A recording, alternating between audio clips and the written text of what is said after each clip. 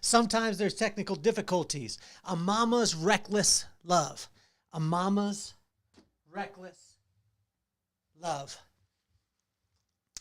My mama always told me that you will rule great nations. That's what she told my brother and I from a very early age. But both of us kind of, I don't know if we question it. I don't know if my brother did, but I think that I did, coming from a little town of Lompoc, California, a town of 35,000.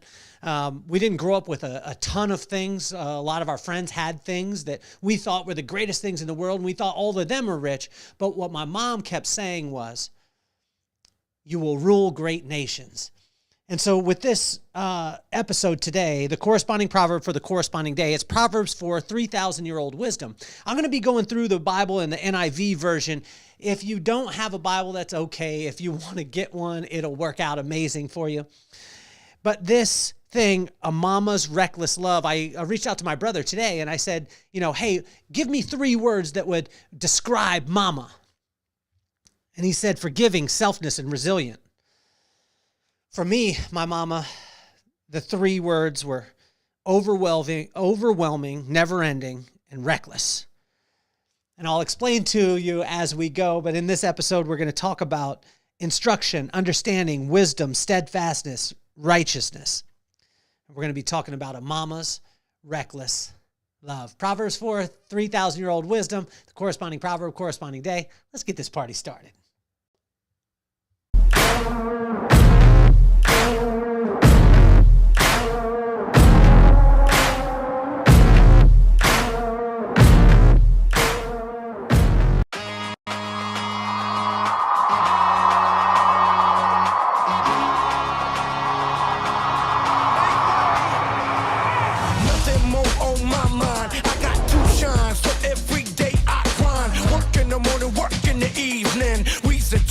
Cause we believing it's for certain. We put the work in. We ain't stopped just because it's hurting. Right before your eyes, so it's coming to no surprise. The takeover is televised. Over and over and over again. Make no mistake, we continue to win. Defeat never known, cause I will not lose. They wanna mimic my moves, but can't walk in my shoes.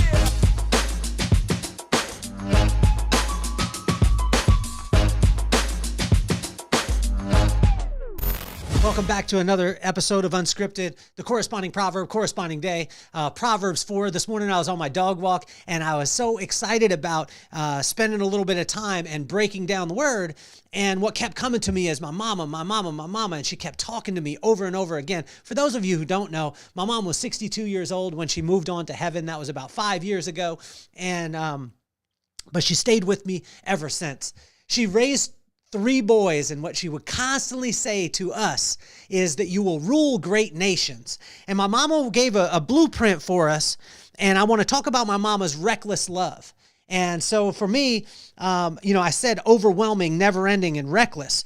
But I'm going to explain those words as we go through. Those were the 3 words that stuck out to me because there's a song by Corey Asbury who some point I'll have on the podcast. And if you're out there or you know Corey Asbury, reach out to him. I've reached out to him multiple times, but there's a song called Reckless Love. And it says this, down at in his lyrics, he says, there's no shadow you won't light up, no mountain you won't climb up coming after me, no wall you won't kick down, no lie you won't tear down coming after me. And that was what I felt from my mom my entire life.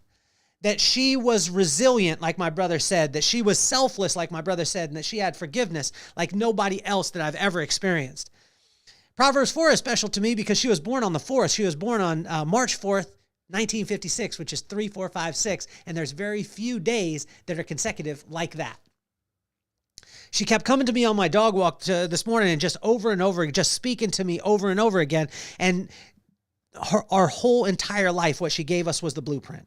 And here was the blueprint of my mama's reckless love. Number 1, how to get wisdom. She would tell us all the time, but when we were young kids, we didn't want to listen. Then she would tell us how to treat wisdom. And finally, she would tell us how to protect it at all costs. But it was amazing because it wasn't just about wisdom.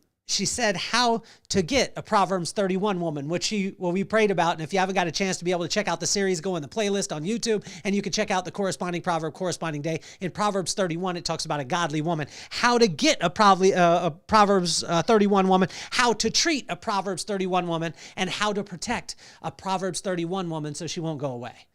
But in this verse today, or this chapter, Proverbs 4, it talks about wisdom. And it's talking about wisdom, getting wisdom at all costs. What is wisdom? It's the right use of knowledge. There's no reason to get any knowledge if you don't have the right use of it or you don't know how to apply it. But my mama was always talking about how to get wisdom, how to treat wisdom, and how to protect it. And in my brother's words, when I asked him, what's the 3 words that you would describe mama? He said, forgiving, selfless, and resilient.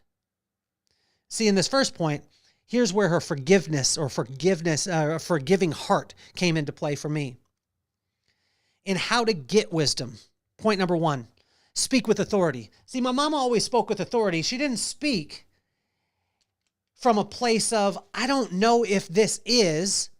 She always spoke from a place of authority. She always spoke from a place because she was drawing on her relationship with God, a personal relationship, not through a religion, not through rituals, but she always invited us to a personal relationship with him. And so she was drawing on him. So she spoke with authority. What was in her heart was him. And so what came out her mouth was through authority. And in verse number 1 and 2, it says, listen, my sons, to a father's instruction. Pay attention and gain wisdom. Or pay attention and gain understanding. I give you sound learning, so do not forsake my teachings. She spoke with authority. Number 2, she spoke with humility and forgiveness. And so in verse number 3 and 4, it says, for I too was a son of my father. Obviously, you put in a daughter to her father. Still tender and cherished by my mother. Then he taught me, and he said to me, take hold of my words with all of your heart. It stuck out to me today because the humility and forgiveness, for I too was a daughter to my father, or son, it says in the text, still tender and cherished by my mother.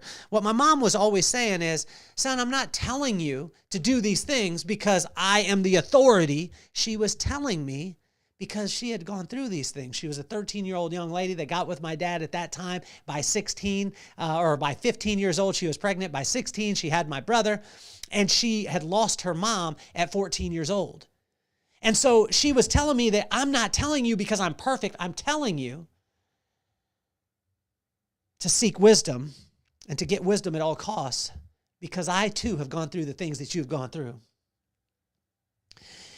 And in verse number 3 and 4, she talks about humility and forgiveness. And point number 3 in this, she was clear with her message, and it was not to be mistaken. And in verse 7 through 9, it says, or verse 5 through 9, sorry, get wisdom, get understanding. Do not forget my words or turn away from them. Do not forsake wisdom, and she will protect you. Love her, and she will watch over you. The beginning of wisdom is this: get wisdom, though it cost you all you have. Get understanding. See, my mama was very clear with her message, and she was not to be mistaken, and it was very simple. She said, get wisdom, get understanding, and the beginning of wisdom is to get wisdom. Though it may cost you everything you have, get understanding. And as we go into the second portion of why my mom was selfish or selfless, she was selfless because she constantly wanted to give to every single other person. And here's how you treat wisdom. You treat wisdom with a selfless heart. And here we go, cherish wisdom. Point number 4 is verse 8 and 9. And in verse 8 and 9, it says, cherish her and she will exalt you. Embrace her and she will honor you. She will give you a garland to grace your head and present you with a glorious crown. She told her kids from Lompoc, California, that they would rule great nations. And at first I thought, wow, am I going to be some sort of, being royalty? No, it was talking about the fact that those nations, those people that God was going to bring into all of our lives, that we were to be able to give the same exact thing that she gave to us, which was complete, reckless love. That was forgiving, that was selfless, and that was resilient. In point number 5, it says, listen and accept it as truth. And in verse number 10, it says, listen, my son, accept what I say, and the years of your life will be many. I instruct you in the ways of wisdom and lead you along the straight paths. If you first listen, then you can accept. Sometimes people try and force, and this is a great thing with my mom. My mama, she was never in a place where she was so high on her horse that she was saying, no, you have to accept this. No, she was saying, simply listen to it, son. It'll be sweet to your ears. It'll be sweet. It'll bring peace. It'll bring results in your life. And then it's up to you to accept it. Here's how to protect wisdom. And my mom constantly gave me this, how to protect it. And here's how she was resilient in her life. She said, heed instruction. Do you understand the words that are coming out of my mouth? And in verse 11, it says, I instruct you in the way of wisdom. I lead you along the straight paths. She constantly was just saying, I just want to lead you. I just want to lead you. But the only way that you'll get any of the answers that you'll ever have or that you'll ever need in your life is if you constantly look to God. And point number 7, walk and run. In verse 12, it says, when you walk, your steps will not be hampered. When you run, you will not stumble. And what my mom was saying is how to protect the wisdom that comes into your life is first you got to heed instruction. You got to walk in righteousness. You got to walk with him, and he'll teach you how to be able to run. And in point number 8, it talks about the details. Watch this. It set foot, walk, or travel. And in verse 14 and 15, it says, do not set foot on the path of the wicked or walk in the way of evildoers. Avoid it. Do not travel on it. Turn from it and go on your way. And what my mama constantly was saying is, don't even put your foot there. Because if you put your foot there, then you're going to start to walk on it. And when you start to walk on it, it'll become the road that you travel. So let's go back from, stop you from traveling down that road and just be conscious of where you place your foot. And see, my mama was always in the details. She was constantly telling us this because she wanted us to protect wisdom at all costs, but also teaching us to be resilient when the circumstances hit, because life is going to hit. And in point number 9, it went into even more detail, the light and the dark. And it's amazing because it's painting a picture that's so simple. In verse number 18 and 19, it says, the path of the righteous is like the sun shining ever brighter till the full light of day. But the way of the wicked is like deep darkness. They do not know what makes them stumble. What my mama constantly was telling us over and over again with myself, my big brother Rob, my big brother Guy, she was constantly telling us, here's the light. This is what's going to happen. This is the dark. This is what's going to happen. And she was constantly painting a picture, but it was very simple and it was consumable. The way that my son is so excited tonight to go to Future Night at Daybreak Church, not because he wanted to go to church, but because he knows that a PlayStation 5 is up for grabs. And they're giving away a PlayStation 5. He said, Dad, I got to be there early. I want to go. But what was happening is he was understanding what was going on in the light, and then he was understanding what was going on in the dark. And he understood what happened if he got there early, where he could get the merch, he could get in line for the PS5, and then he knew what happened if he didn't. And my mom was constantly painting a picture of this, and she was applying it to all the wisdom. There was always a second call, and it's amazing because the second call is to guard your heart. This was the thing that my mom said to me almost every single day of my life. She said, son, guard your heart. And in verse number 23, it says, above all else, guard your heart, for everything flows from it. And see, this is the second call, because the first call, if you remember, in verse 1 and verse 2, it says, listen, my son, to my father's instruction, pay attention and gain understanding. I give you sound learning, so do not forsake my teaching. And that was wisdom's call. Second call is to guard your heart above everything. Point number 12. My mama would always say this. She would say, watch your mouth, son. She would say, save it for fishing. She thought that poop was a bad word. And my mama wouldn't curse, and she would always talk about, speaking well of people, speaking life into people. And watch this. Watch your mouth. Check your sight. Take thought of your feet and stand firm in your ways. Verse 24 through 26. Keep your mouth free from perversity. Keep corrupt talk far from your lips. Let your eyes look straight ahead. Fix your gaze directly before you. Give careful thought to your paths for your feet, and be steadfast in all your ways. This was the charge that my mom constantly gave to all three of her sons. She said, watch your mouth, son. Check your sight. What are you looking at? Stand firm in your ways. And make sure that you understand that it is first, whatever comes out your mouth comes from your heart. Whatever goes into your heart generally comes from what you see or what you hear. And she said, take thought of your feet and stand firm in all your ways. And she would always lead us to that wisdom. Verse number 11, as we, number 13, or point number 13, is I move backwards. It says ears, eyes, heart. And when this happens, the body will follow.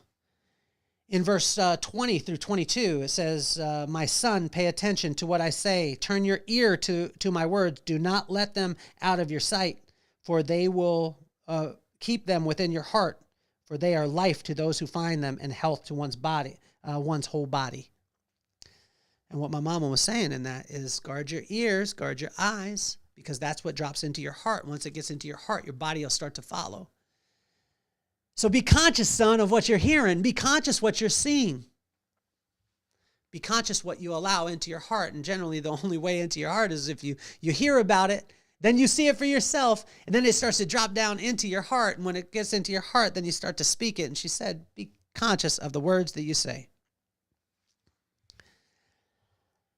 As we finish today, what my mom was always telling me about was never a religion, never a ritual. It was never about doing the exact same thing every single day, or that you had to do this thing to be able to get to God, that you had to be at church at this time, or anything like that. What it was a personal relationship with Him.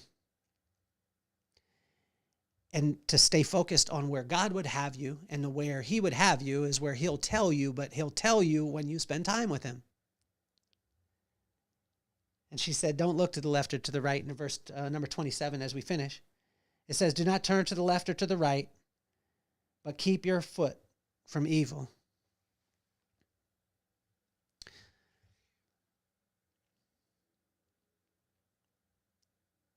Right before I started this episode, I listened to the song Reckless Love by Corey Asbury. Tears were flowing down my cheeks because it was exactly what I thought of my mom. And where my brother said she embodied forgiveness, she embodied selflessness, she embodied resilience. For me, she embodied overwhelming, because she overwhelmed me with the constant belief and love, but it always came from a place of authority. She was never ending to me, where she was selfless to my brother. She was never ending because it never ended how much love that she had for her boys, and how much she lifted them up at all costs. And then for me, where my brother said that she was relentless, or she was resilient, to me she was reckless. Meaning it didn't matter what the world said, it didn't matter what anybody said. She was going to love her boys, that she was going to pour into them, and she was going to constantly tell even a third grade kid that he needed a Proverbs 31 woman. And she was going to constantly say, this is how to get wisdom, son. This is how to treat wisdom once you get it, and this is how you protect it, so it'll stay with you all the days of your life. As we finish today, number one, if you have a mama that's still alive, make sure you spend a little bit of time with her, because she's awesome. no matter where she's at. It didn't mean that my mom's life was perfect. What it was that she looked at her circumstances and she said, you know what? I'm going to apply God's wisdom to every single circumstance. And what I'm going to do is I'm going to embody forgiveness because I've been in those places. I'm going to embody selflessness because I want to give to every single person around me. And I'm going to embody resilience that no matter what happens to me, that I'm going to constantly move forward in the truth that I know, which is a personal relationship with my Lord and Savior.